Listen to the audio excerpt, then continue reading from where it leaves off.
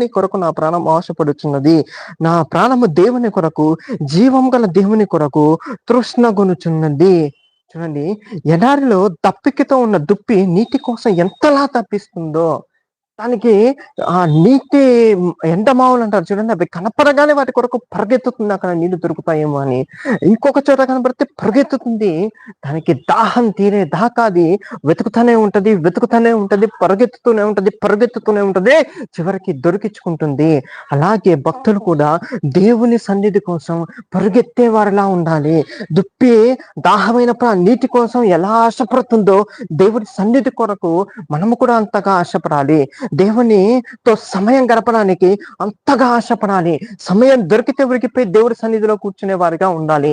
సమయం దొరికితే మనం ఉన్న చోటనే దేవాతి దేవుని ప్రార్థించుకునే వారిలాగా ఉండాలి. మనకి సమయం దొరకగానే దేవుడి మాట వినేవారిలా ఉండాలి తప్ప అక్కడి నుంచి పారిపోయే వారిలాగా మనం ఉండకూడదు. చూడండి, ఆ దుప్పి ఎలాగైతే ఆశ కలిగి